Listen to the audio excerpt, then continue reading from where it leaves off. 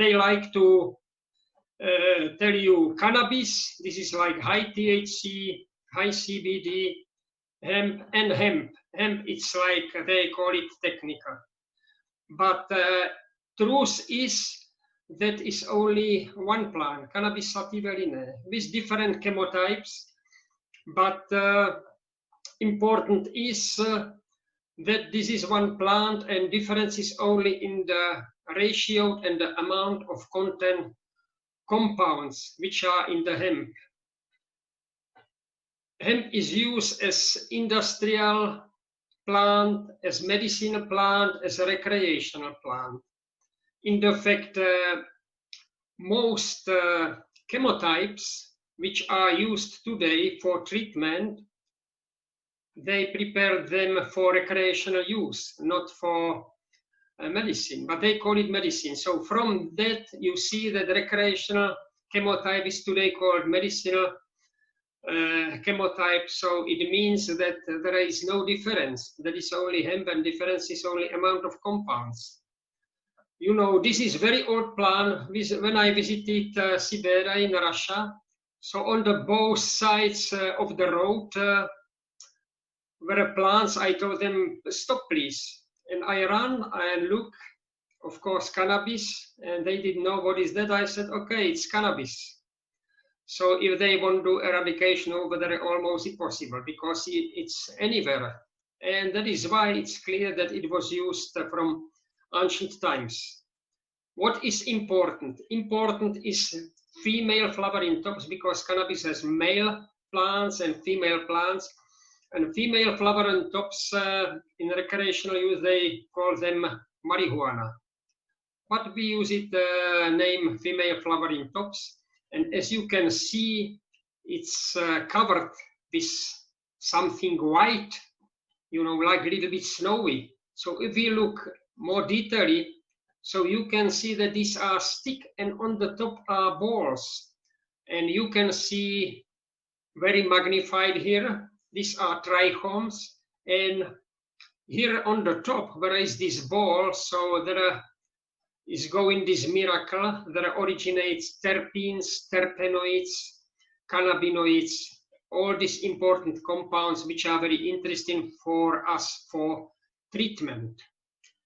I would like to tell you that treatment, because we are concerned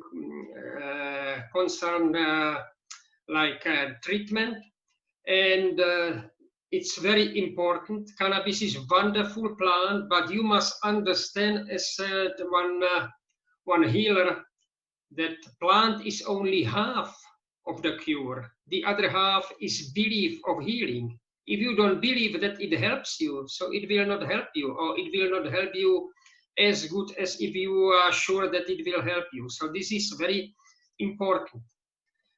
History, I would like to tell you very briefly. Probably the most ancient is in Czech Republic, where a positive casts, you can see positive cast of original impressions.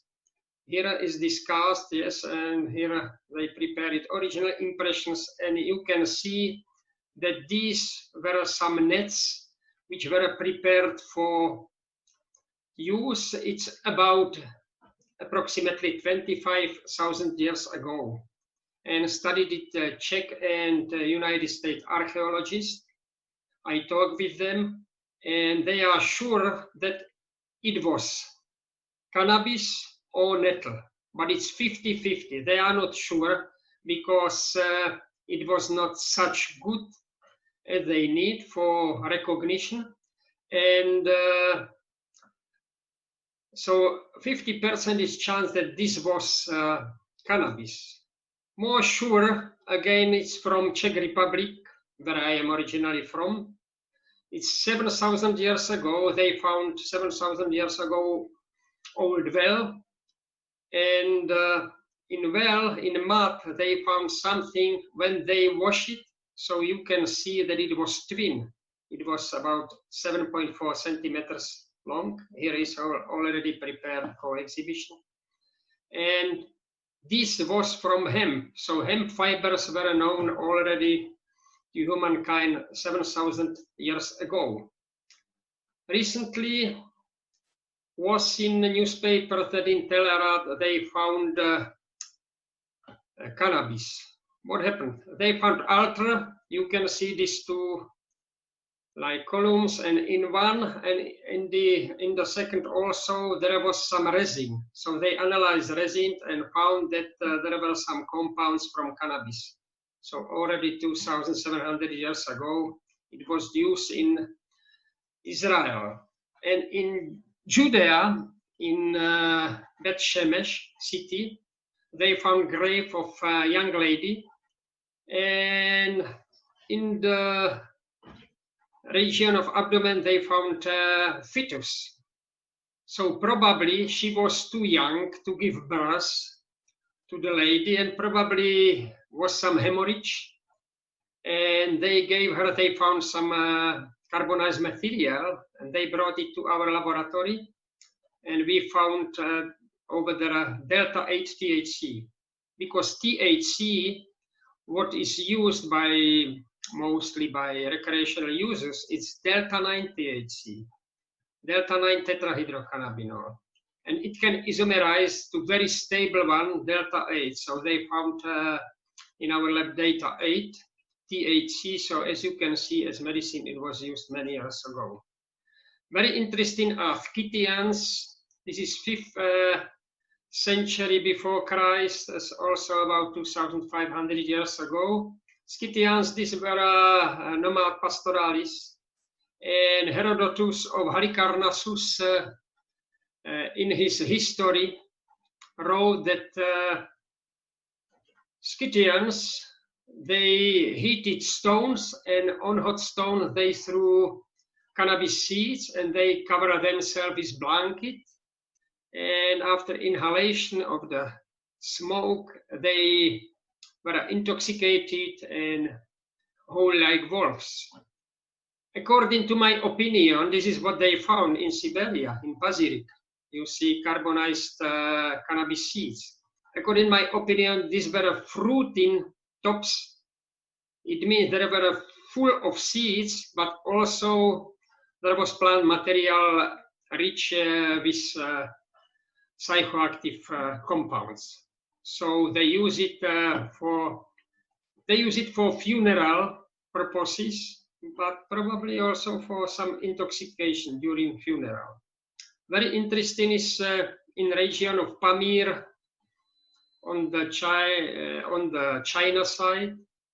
They found ancient tomb, and as you can see in the tomb was this wooden bowl. So what is this wooden bowl? I explain you directly. This wooden bowl, as you can see, there was full of stones. So why was bowl with stones? I must tell you something about chemistry of cannabis. In cannabis plant, when started biogenesis, so first compound is cannabigerolic acid, because all cannabinoids are like acids. Only after decarboxylation we have others. So, and from cannabigerolic acids originates with the help of enzymes tetrahydrocannabinolic acid, cannabichromanic acid, and cannabidiolic acid. When these decompose, decarboxylate, so we have THC, CBC, and CBD. And what can happen with these three compounds after decarboxylation? From cannabidiol, by pyrolysis, can originate this compound which is called cannabialsoin, from cannabichromen, cannabicyclol, and from tetrahydrocannabinol, cannabinol. And these compounds are rather stable. Even cannabidiol is very stable. You can keep it on the table at room temperature, and it's no danger that it will decompose. So the scientists, when they found in China this grave, so they analyzed it by gas chromatography, and what they found cannabicyclol. This was first compound. When they found cannabidiol is very stable, but the biggest peak was cannabinol. What does it mean? It means that cannabinol originates from tetrahydrocannabinol. It means that this in this ancient time, they knew already cannabis with a very high concentration of THC. So these bowls, they found many these bowls. So this is one of them. So this is first scientific proof that this was during this ceremony. It's also about 2,500 years ago that was used cannabis. If we go to modern time, so in the fact started use cannabis in medicine, William Shaughnessy, and this was Irish physician, and this introduced cannabis to the Western medicine. We know that one of the first his papers was a case of tetanus, and in Provincial Medical Journal also was his work Indian hemp or ganja, and this was concerning tetanus treatment. John Russell Reynolds was British neurologist and physician, and he published in Archives of Medicine in 1859 that for relief of certain kind of pain, I believe there is no more useful medicine than cannabis within our reach. And in 1890 in Lancet, famous scientific journal, Indian hemp when pure and administered carefully is one of the most valuable medicines we possess. So already more than 100 years ago, it was also appreciated in modern time as a very good medicine. John Russell Reynolds is rather known between recreational users like physician of British Queen, because he treated her with cannabis. Concerning scientific research, contents compounds. So in 1869 appeared first scientific publication, as you can see name here, and they describe compound that they name oxycannabine, an acid compound which crystallizes in plates. So we knew almost nothing.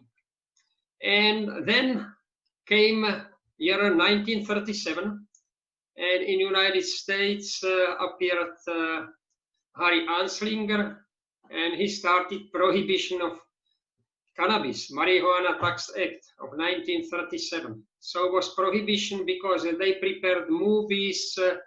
This was really, it was not true what was in this movie, how cannabis is dangerous. But it was not true, but they started fight. Cannabis was very dangerous because cannabis competed with cotton, and cannabis competed with synthetic fibers. So it was necessary to put cannabis on the side and prohibit it. Was long time silence, and in 1950 was rebirth of cannabis use as medicine in Czechoslovakia. These professors Zdeněk Krejčí, a Department of Hygiene and Epidemiology, where I worked with him 20 years. So he discovered the antibiotical principle of cannabis. So he had cannabis extract, and he found significant antibacterial effects upon gram-positive microorganisms and also on some pathogenic microorganisms. It was successfully examined clinically, stomatology, gynecology, otorhinolaryngology, dermatology, and other. So it was very interesting and very important, and from that time they used cannabis in hospital up to 1990, as I said, because it was based on antibiotical principle. So it was very interesting to treat with that herpes simplex, virus herpes simplex, herpes zoster, and also decubitus, because when patients is long time in the back are decubitus, and this antibacterial extract which they prepare cream from that in drugstore treated this decubitus perfectly. And already in 1954 in Palacký University at Medical Faculty in Czechoslovakia was first scientific conference Cannabis as Medicine, 1954. So it was still when nobody was interested in cannabis. And Professor Krejci, together with Professor Shantavi, they elucidated structure, isolated compound which is responsible for this antibacterial activity, and name it cannabidiolic acid. In fact, it was first real compound which was ever isolated from cannabis. This was František Šantaví, head of Department of Medicinal Chemistry. He was a wonderful person, very polite person, and at the same time, in Israel was Yechiel Gaoni and Raphael Mechoulam, other scientists. And what happened? Professor Šantaví in 1963 sent to the press his publication, Notes on the Structure of Cannabidiol Compounds. And he mentioned here that he was informed by Professor Mechoulam that they came to the same structure of cannabidiol. And in 1963, Professor Mechoulam published the structure of cannabidiol and also mentioned in his publication that Professor Šantaví came to the same structure. So this was cannabidiol. Professor Šantaví did also absolute configuration of this compound. So this is decarboxylated product of cannabidiolic acid. So if we talk about cannabidiol, so we must talk about Roger Adams from United States, Professor Šantaví, Professor Mechoulam, and Professor Schwo.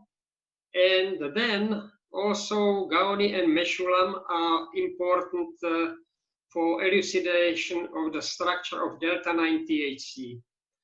It was published in 1964, and Professor Šantaví in Czechoslovakia also published it in 1964.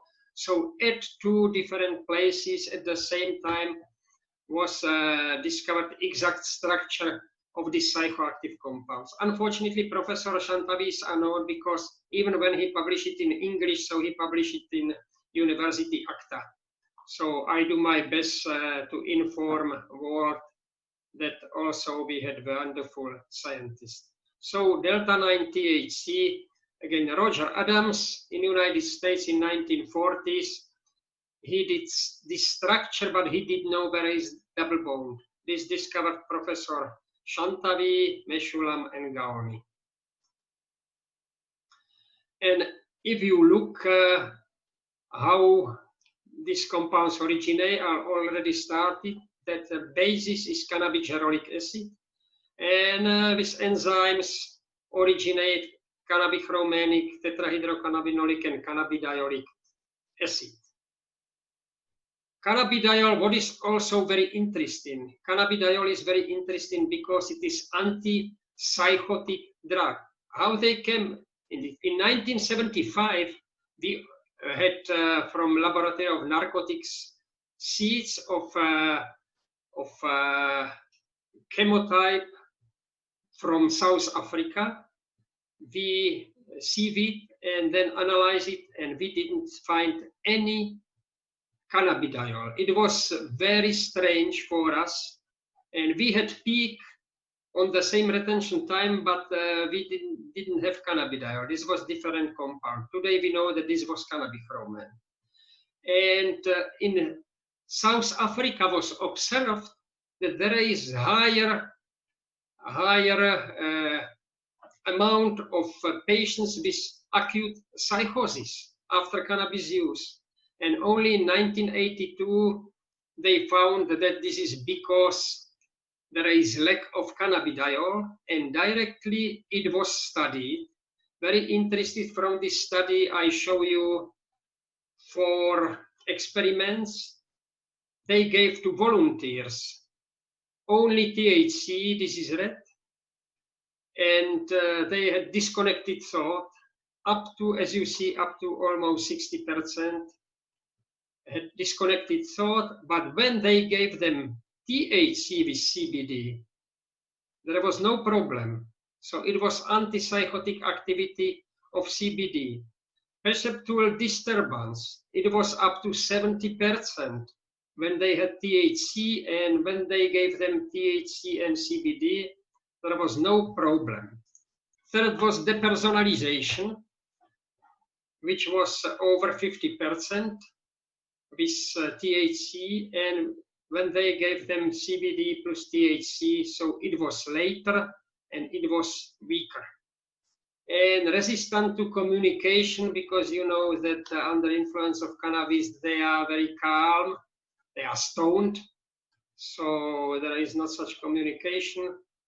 So it was over 70% of healthy volunteers, when they gave them CBD, there was no problem with communication. So you can see that it was proved already in 1982 that cannabis is antipsychotic because of cannabidiol.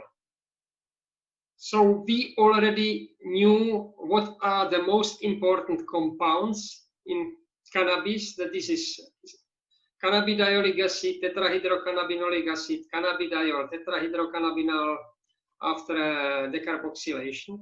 And the next step was to understand how it works in the body. So scientists studied it very carefully, and in St. Louis University, young scientist William Devane, unfortunately, he passed away at age 60 on cancer. I did research with him together. This was a wonderful person. So he discovered cannabinoid receptor in the brain. As you can see, cannabinoid receptors, these are many acids, amino acids. Yes, and it's a huge compound, more than 300, I think 372. And later, Munro and his team, they discovered CB2 receptors. CB2, you can see that here it's shorter.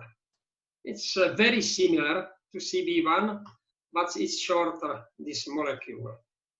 And I directly tell you also about all lenses of different these receptors. So cannabinoid receptors, as you can see here, a comparison that CB1 is yellow, that has more amino acids. As I said, 472, and CB2 has only 360. If we look on cannabinoid receptors distribution, so we can see that CB1 is mostly in the brain and in the reproductive system, and CB2 receptors mostly in immune system, yes, lymphoid organs, pancreas, macrophages. So it also tells you what is influenced by these receptors. So it was very important when they found that compounds from cannabis work through the receptors. So an expression of these receptors in CB1 mostly are in cerebellum, and CB2 mostly are in spleen. As you can see, islet of Langerhans, there is also very good amount, and it's important for us because we understand that it can influence patient with diabetes. So we knew about compounds, we knew about the receptors, and now it was clear that the receptors are not in the body to wait when somebody starts to smoke cannabis. So started hunting for endocannabinoids.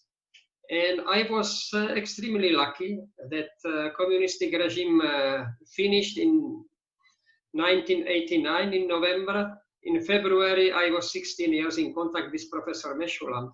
So in February, he invited me, and in September 1990, I already was working in Jerusalem on this research. So this is from the time of anandamide, when I isolated this compound with Professor Mechoulam. So the hint was isolate from the brain compound which binds to cannabinoid receptors. We were working with William Devane, discoverer of cannabinoid receptors. He had a very sensitive bioassay, so I did isolations and he tested my isolates. And when it was higher and higher activity, so I purified it, and then at the end, in spring 1992, I had compound which we named anandamide. Ananda, this is in Sanskrit bliss, delight, and amide because this is arachidonyl ethanolamide. So these are we discovered of cannabinoid receptors, Dr. Devane and me. So we published it in the fall because specialist in molecular pharmacology, Dr. Devane, did all bioassays. I did isolation, Aviva Bray's synthesis, Roger Pertwee, Stevenson, and Griffin. They did pharmacological studies, and Mandelbaum, Ettinger, they did high resolution spectrometry, and Professor Mechoulam was head of all this research. So it's wonderful when you see that from higher plant compound THC and from the brain compound anandamide, they bind to the same place with the same activity. Interesting is when I isolated it, only later they found that this anandamide is in picomolar concentrations in the brain. Can you imagine picomolar concentrations? So I was extremely lucky that I succeeded to isolate it. Later, Dr. Devane left after that, and we did another studies, and we found another 2 endocannabinoids, homoguanylyl ethanolamide and docosahexaenoyl ethanolamide. Then Shimon Ben Shabbat isolated 2 arachidonyl glycerol, 2-HZ, because anandamide it was amide, 2 arachidonyl glycerol it's a quite different compound. This is through carboxy group binding glycerol, and this is structure of this compound. And then this green, these are 5 compounds. Later I isolated noladin ether from the brain. So we isolated at Hebrew University 5 compounds, and another 2 classics. Today we know more, but another 2 classics was virodhamine, arachidonyl, dopamine. They were in United States isolated. So physiological system and conditions which are affected with these endocannabinoids. As you can see, this is exactly the same how they are, what is affected when you use cannabis plant. Appetite, blood pressure, and so on, memory, mood, movement, neuroprotection. This is only partial list which I show you. And when we had the receptors and when we had endocannabinoids, so it was found that this whole endocannabinoid system, and that this is one of the most important system in our body.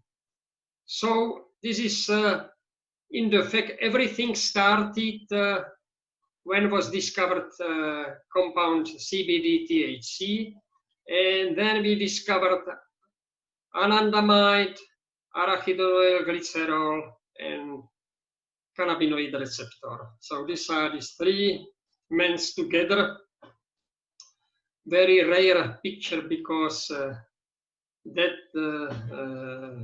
William is already dead, so we cannot have another picture with him. And so endocannabinoid system is very important because this is homeostatic regulatory system, because if you are healthy, body is in balance. So everything works as it is supposed to be. When you start to be sick, it means that there is disbalance and your organism already concentrates of repairment.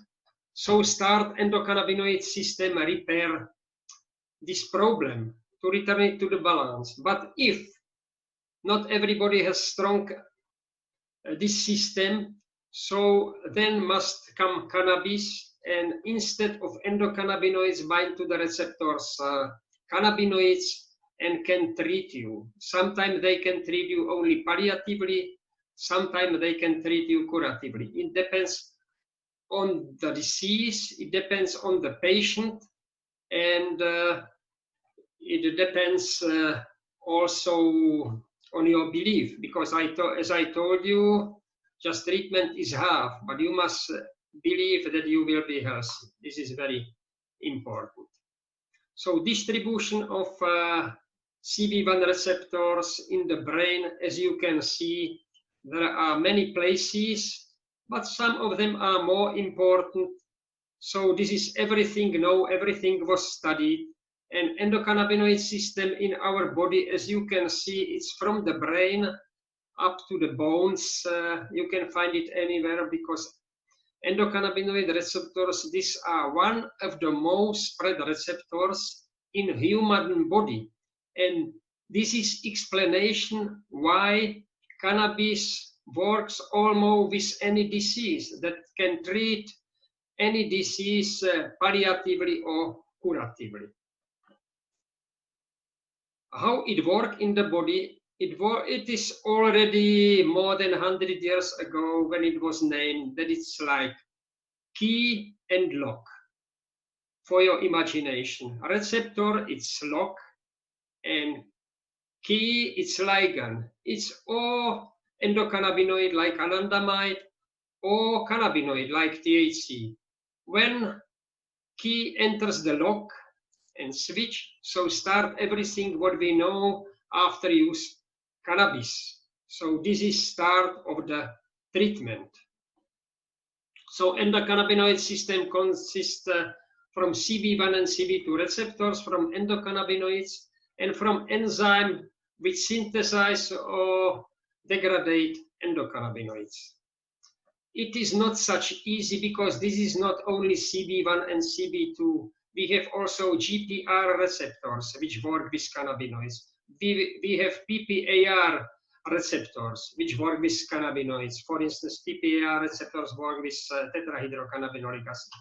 We have vanilloid receptors, TRPV receptors, and we have many others. I couldn't write everything. So treatment, it's very complicated. It's not such easy as one can think, and still we are in the start, and we don't know enough what is necessary to know for treatment. Very nicely, one Italian scientist described what do endocannabinoids: relax, eat, sleep, forget, and protect. So this is important. Everything is influenced by cannabinoids. And if I mention Professor Mechoulam, whatever THC does, anandamide does as well. I can tell you that I tell this just opposite. What does anandamide does also THC. So, and now you can ask me, so why never was used anandamide? It's already 28 years ago when I isolated anandamide, and still it was not used. So it was not used from simple reasons. It's a delicate question, because in 1921, when was discovered insulin, so next year it was successful medicine. When was in 1935 discovered cortisone, next year it was successful medicine. We discovered anandamide 28 years ago, and it never was used by human. Why? Because it's very complicated. We cannot do it at the university. It's very expensive. This can do only rich pharmaceutical companies, and they are not interested in that, because even when in many countries patients use illegally cannabis for treatment, according to my opinion, it's not illegal, because you have a right for your health, and if a physician cannot help you and cannabis helps you, so you have right. But even people which couldn't be treated and cannabis treated them were punished by the law as drug dealers. Yes, so it is very delicate, and even today, when it's still illegal in many countries, so pharmaceutical companies are losing millions of dollars. In some countries, medical cannabis is legal, like in here is example from my friends from Canada. They prepared this slide. So what is the problem? Cannabis use. This is fear and stigma. 83 years it was prohibited, and propaganda that it's very dangerous, and many people think that it's a very dangerous drug. Of course, in comparison with alcohol and cigarettes, it's a drug of paradise. Yes, because nobody dies from cannabis, and from alcohol and cigarettes, people die all the time. There is also no standardization, because different phenotypes have different contents, compounds, and also concerning these contents compounds. If you cultivate certain chemotype in Israel or in Brazil or in United States, in Soviet Union, this can be different medicine. Also, if you harvest it in different stages of development, it can be different medicine. So this is certain problem. And then the cart before the horse. We use cannabis, and still is not clear how it exactly works and what we need exactly use for certain patients. So I every time keep in mind that cannabis is wonderful medicine, but it's not panacea, and it doesn't cure every time. This is my fault. Doesn't cure every time, doesn't cure everyone, doesn't cure every disease, and doesn't cure every stage of disease. So patients will be treated, at least palliatively, but not every time and not everybody. So problem is that sometimes patients use cannabis, and just for the first use, this is exactly cannabis which patient needs. Other time, some patient must change many strains to find cannabis which works, and some patients are not patient. And when it doesn't work, so they can tell you cannabis doesn't help me, and they don't use it anymore. So they don't try. And some patients, they use it, but in their mind is, I am sure that it will not help me. And this is very bad, because they must think that it will help. Because if they think just opposite, so also result is not as good. So cannabis, it's very safe for adult men, but we must be careful for adolescent brain, and not for adult brain. It doesn't harm adult brain. So if somebody is over 25 years, if you want to try cannabis and you are 25, try it. It doesn't harm you, but not to be overdose, of course, because advantage of medicinal use over recreational use. Recreational use, sometimes they buy on black market. They don't know what is the concentration of compounds, and they can be overdosed. But medicinal cannabis, we every time know what are concentrations, and we teach patients start low and go slow.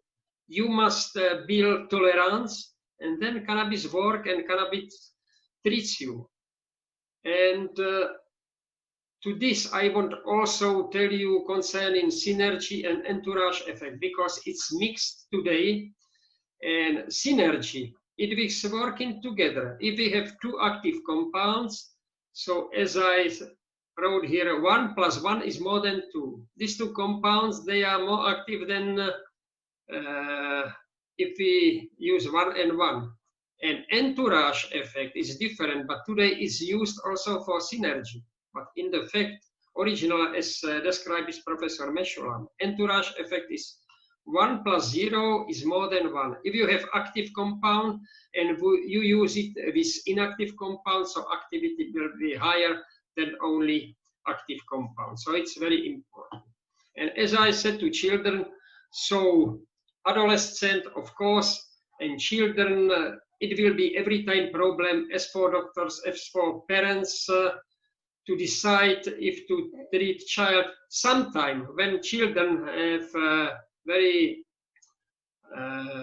hard diseases, so it's much more easier.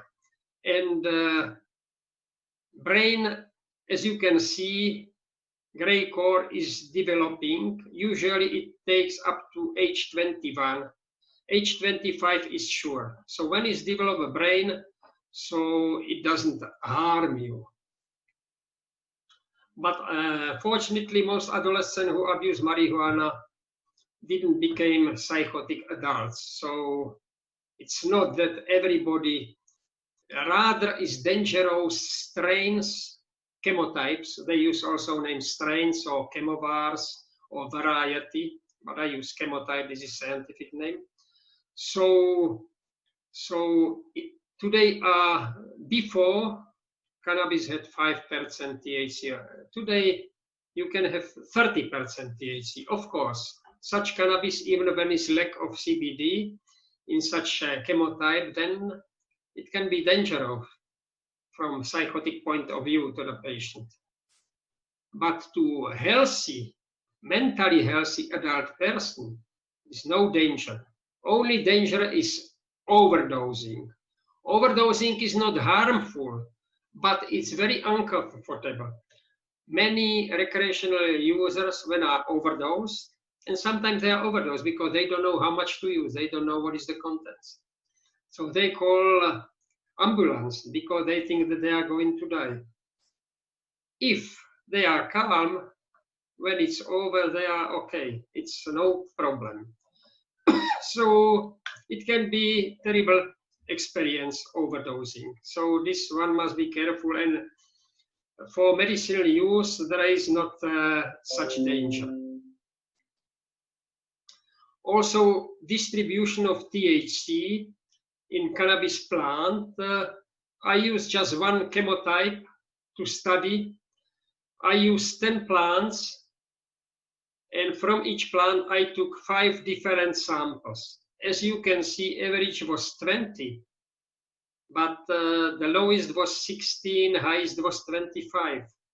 That is why I don't like smoking cannabis for medicinal purposes, because one time can have patient cannabis with 16%, next time with 25%. So it's a big difference. When they have extract, which is standardized, and they have it in capsules and they swallow it, or they use suppositories or creams, so they are on the safe side. Because also you not every time smoke, inhale the same amount, even if it will be the same cigarette. So also when we treat patients, so it's very important to see which patient is not suitable for treatment with cannabis, because the basic principle is not to harm patient. So we must find also patients which are not suitable for treatment. Also, cannabis, as I said, serves as orphan drug. Rare diseases like Dravet syndrome, Tourette syndrome, stiff person syndrome, achalasia, and so on. And these are diseases where physicians cannot use help to the patient, but cannabis can be useful at least palliatively. And recently, both are physicians, Dr. Pacher and Dr. Kunosh from NIAAA, National Institute of Alcohol Abuse and Addictions, from National Institute of Health in Bethesda. I had privilege that I did research with them in Bethesda. So they mentioned in publication that probably in the near future we shall treat almost all diseases with cannabis, and they support this strong statement with long list of examples even when it's only in vitro or in vivo on animals, because to use it on humans, it's still in many countries problem. Cannabis became very popular when Rick Simpson treated his skin cancer. So I would like to tell you a little bit about anti-cancer effect of cannabis and what is advantage that cannabis can fight against cancer cells but doesn't harm non-cancerous cells. So the main principle is when we use cannabis that comes to the light apoptosis and cancer cells are dying, because as cannabinoids, as endocannabinoids, they work with cannabinoid receptor CB1, cannabinoid receptor CB2, with vanilloid receptors, and also not connected with receptor treatment. So we have apoptosis, proliferation, migration, invasiveness, metastasis, angiogenesis. But today is known that it best works with glioma, breast cancer, thyroid cancer, colon cancer, and prostate cancer. So cannabis can be very useful medicine, and it was studied in Spain, and they found that concerning expression of ceramide, if you can see in normal astrocytes, it's one peak and then it stays on certain level, but glioma cells in the brain trace another huge peak, and this must be treated, because if you have glioma cell, it means cancerous cells and healthy cells. So you can use cannabis, and there is ceramide accumulation, and we can use cannabis, and it treats, because it can be survival of healthy cells under influence of that, and can be apoptosis of cancerous cells. So this is big advantage. And at Technion in Haifa, Professor Daddy Maior studied it, and his results, look, he took 4 types of cells. It was breast cancer cells, colon cancer cells, prostate cancer cells, and healthy cells. And he used 3 strains of cannabis, 3 chemotypes, 1, 2, 3. So when he used first strain, so it was apoptosis of cancerous cells. Also with strain 2, but not with strain 3. Concerning colon cancer, also first 2 strain killed cancerous cells, but not strain 3.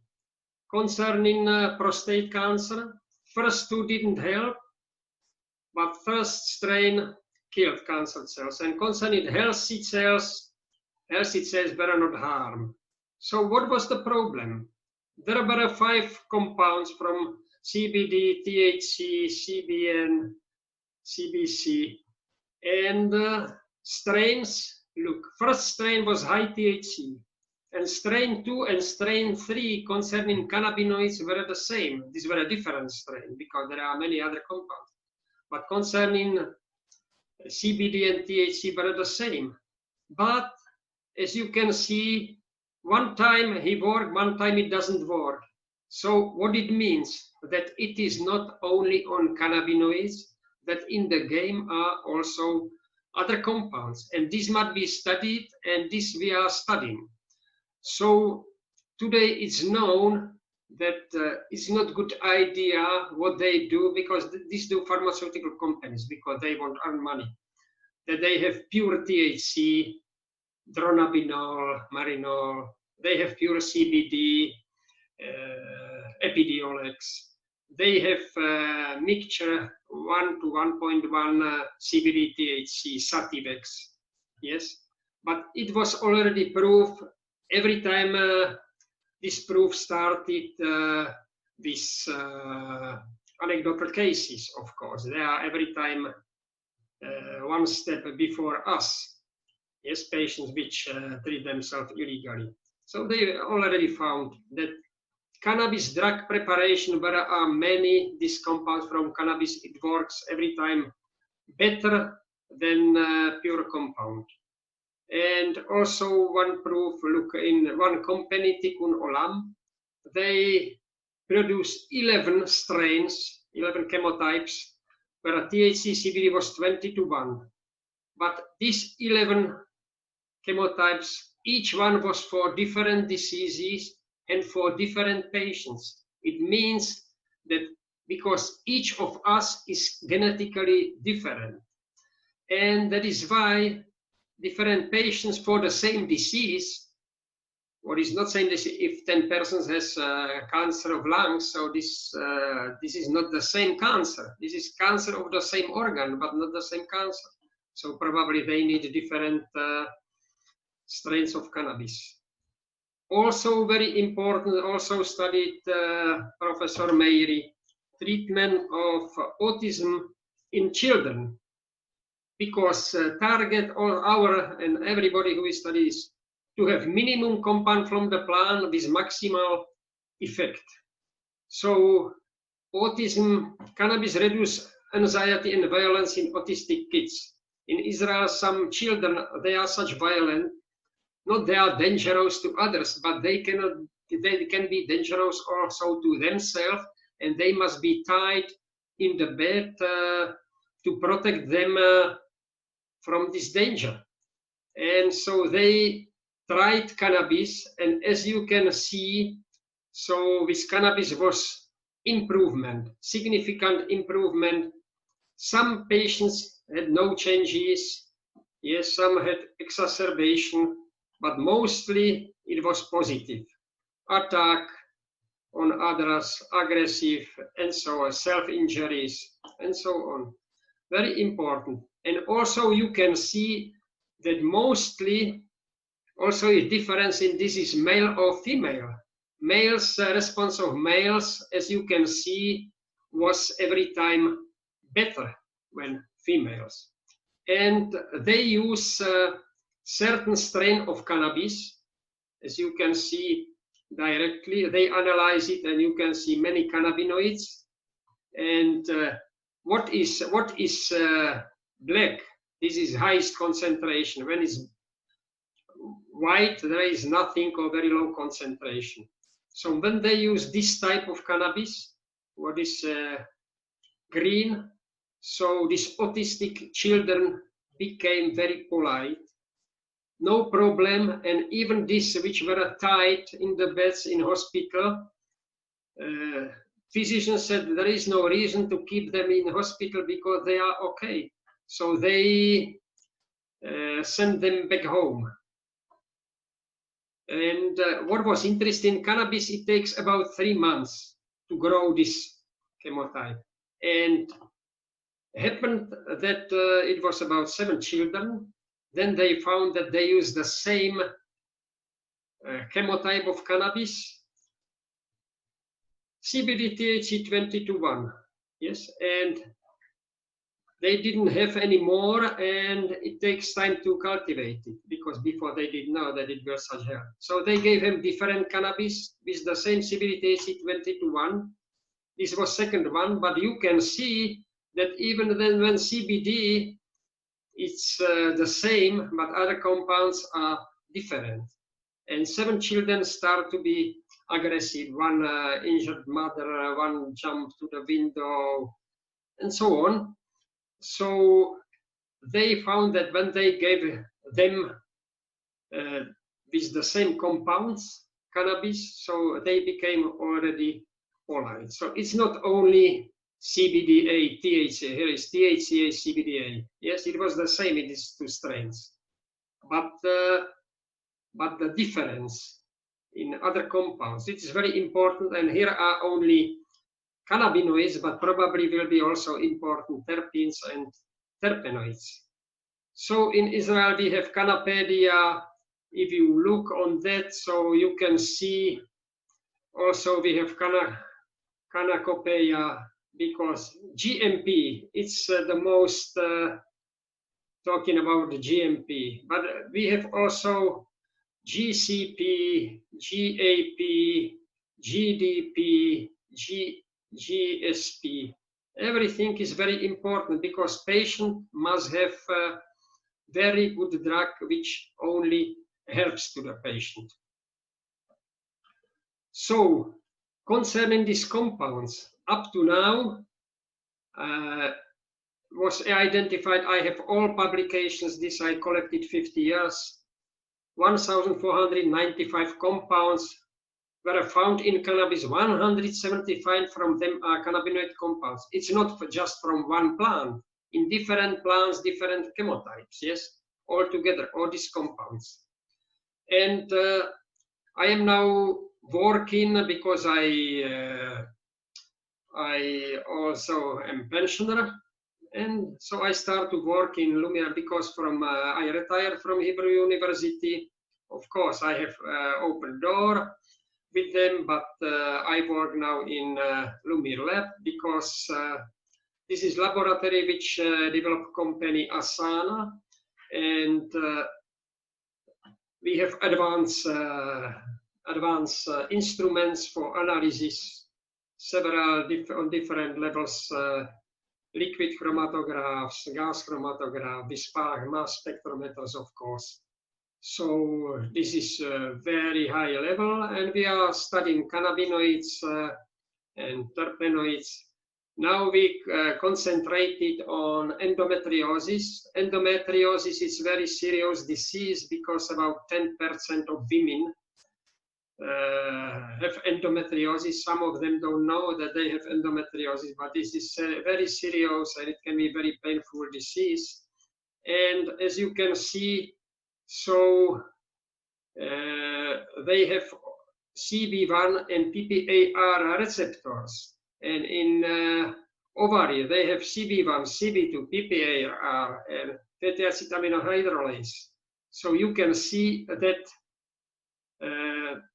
reproductive organs of women work with cannabinoid receptors and with endocannabinoids. So it's very important with anandamide, with 2-AG. And endometriosis usually are 5 locations. It can be also in brain, but it's rare. Yeah? But usually it's peritoneal, ovarial, rectovaginal, and adenomyosis. Adenomyosis, this is when it stays in uterus, of course, and rectovaginal, it's between rectum and vagina, and then can be some diseases that endometriosis can turn to the cancer. As you can see, it's endometrial cancer of women. And then in plasma, we can see that are elevated levels of anandamide, palmitoyl ethanolamide, and are elevated levels on CB1, CB2 in uterus. And endometriosis of ovary, we can see that there is GPR55 receptors and TRPV receptors and monoamylglycerolipase. So every time when this cancer start to work endocannabinoid system. Also with cervical cancer, directly you can see that is strong expression of CB1, CB2 and vanilloid receptor. So our plan is what we know to treat endometriosis with cannabis, and there is in vitro step, in vivo step, and clinical study and treatment. It's run on the long way, so it is not such easy, but we are doing our best because in Australia, each ninth woman has endometriosis. It's very serious diseases, and sometimes a man doesn't understand it and think that just wife tells him, I am tired, I have pain, that is like that, but it's true. And because this lecture is in Brazil, so I would like to talk also about Professor Carlini. I met him, a wonderful person. And what happened with Professor Carlini? You know that in 2011, a small child, 5 years old, Charlotte Fiji, he had epilepsy, Dravet syndrome, and they found that cannabidiol helps her. So immediately it became very popular for the treatment. Unfortunately, this year, this Charlotte Fiji, she died. She died from corona, probably because she is a patient plus corona, so corona cut patients rather than healthy persons. And why I was talking about Professor Carlini. 40 years ago, Professor Carlini, as you can see here with Professor Mechoulam, they already studied cannabidiol on epileptic patients, and they found that it's very useful and that it can help. But at that time, nobody was interested in that. Only when this Charlotte Fiji used it, so it became very popular. So sometimes discoveries old, which were not used, but the scientists, they cannot force anybody to use it, unfortunately. And then when it's small child, so it's different story. When it helps, so it's like that. And concerning whole cannabis research, so it looks like here that we see this part which is above sea level, cannabinoids, 177, but there are terpenes, terpenoids, flavonoids, flavonoid glycosides, this everything we want to study, polyphenols, steroids, other compounds, and also unknown compounds. So this is everything what must be studied that we can use correct chemotype for patient to help him or her. And at the end, I would like to tell you that what is very sad on this cannabis, which everybody wants, I couldn't believe it. I'm working 50 years and they smile that we are working with cannabis, that it's for nothing and so on. And today everybody wants to work with cannabis not to treat patients, but to earn money. That is why this sentence which I wrote here, a person with a gift to heal and help doesn't sell his abilities for harsh sums and doesn't abuse the different situations of heavily ill patients. Because heavily ill patients, sometimes they get all money for on black market for something what doesn't help them. So it's important that cannabis is legalized for patients, that they can use it and they can use correct chemotypes, that it must be analyzed, that this is really without mold, without anything, that it will help to the patient. Okay, thank you.